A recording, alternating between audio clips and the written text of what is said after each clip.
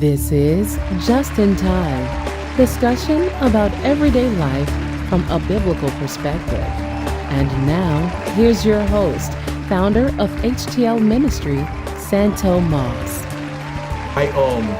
Some years ago, it was back like 2001 and 2002. You know, I was working at the time. I was working in the warehouse, in the clothing warehouse, and I was talking to some guys, about technology and where it was advancing. And this when the internet was in its infancy, and it wasn't real big. It was just coming out. And what happened was this guy came out with a cell phone with the picture video. But see, it didn't have the videos like we see now. It was more showing the picture transitioning instead of the actual MP4 file or the flash player. So it was looking at the video, and I was like, man, I said, technology is going to become part of the norm.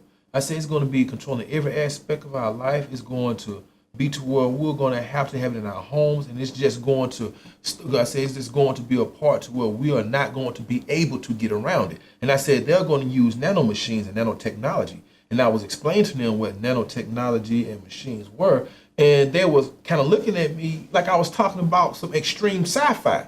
And now when you look at it now, they have actually put a computer in the palm of your hands through our smartphones. Yeah. And so now when I go back and I talk to these guys, and they was like, man, Santo, you was right. They said, all this stuff you said over back long ago, we starting to see that stuff now. They said, you was absolutely right. And now I came across an interesting video in this technological society that we're living in. And we now have the first form of AI. We have artificial intelligence. And now this here, I feel, is going to become a part of these social norms.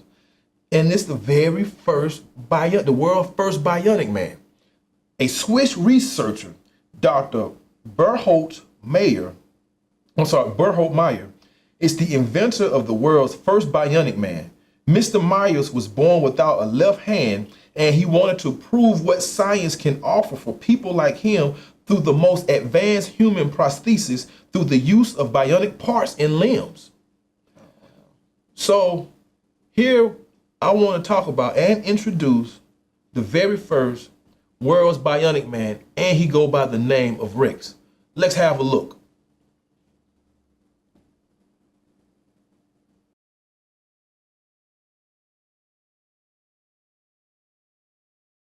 Well, now, over to someone who I couldn't even hold a microphone to. Rex. Who knows? One day, my successor? It is all about me. I have got artificial limbs, synthetic blood, and a mechanical heart. Find out why experts spent $1 million to bring me to life. Not only can he speak, I feel exposed. Talk to Rex, and he can listen. He can see through a chip wired into his retina. Damage him and he would bleed artificial blood that carries oxygen from his nano-engineered lungs, pumped around his body by an electronic heart.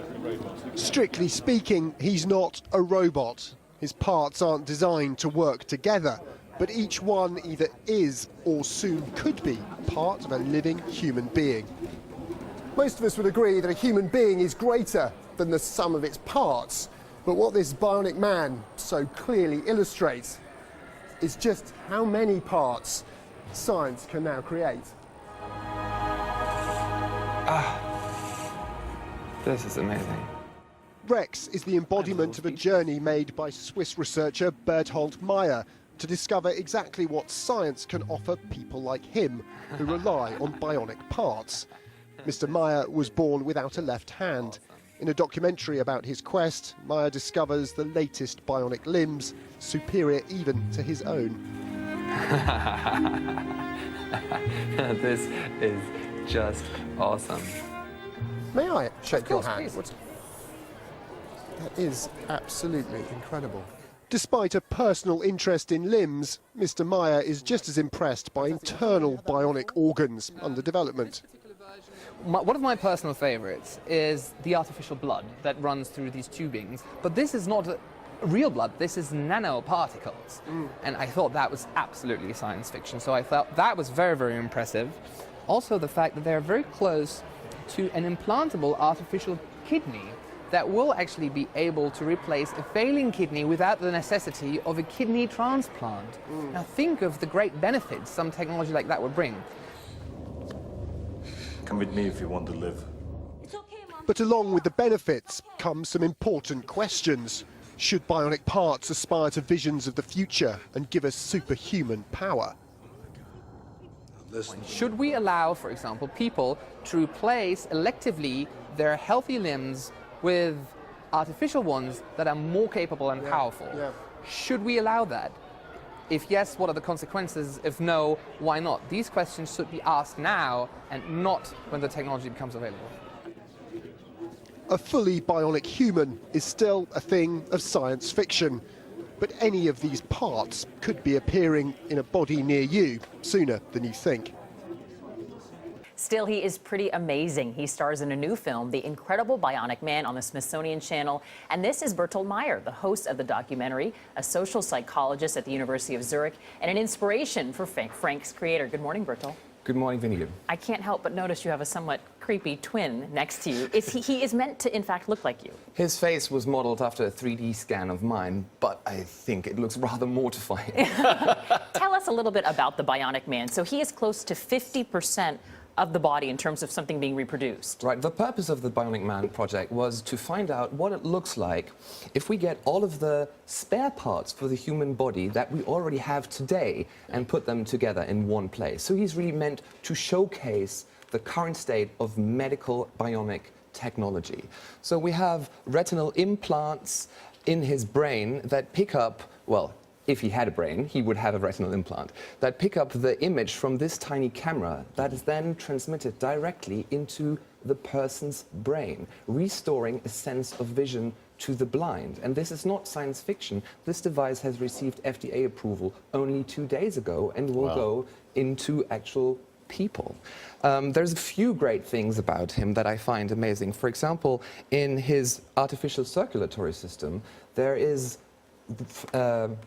artificial blood, the first prototype of real artificial blood made of nanoparticles that have the ability to bind and give off oxygen, just like real blood.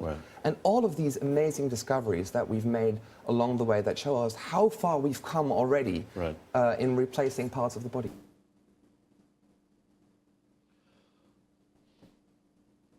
Pretty interesting. I have to say it's pretty interesting. I can just smile. That's all I can do is smile. I mean, it was only a matter of time, man. And when you look at entertainment, I mean, like I said, it goes way back to, even the days of Star Wars and Star Trek, where, you saw, Luke Skywalker have a bionic hand to replace the hand that he had lost. So it was only a matter of time before, what we call sci-fi became reality.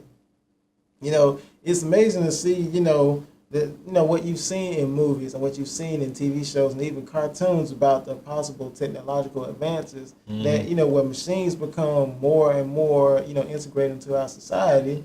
And now we're getting to the point where we're about to cross that threshold, altogether. So, who knows? There may very well be a Skynet, or there may very well be a Matrix, in the not so distant future. And this is what is so amazing about this whole thing. And if you paid attention to what he said this is no longer science fiction. He said it's been approved by the FDA.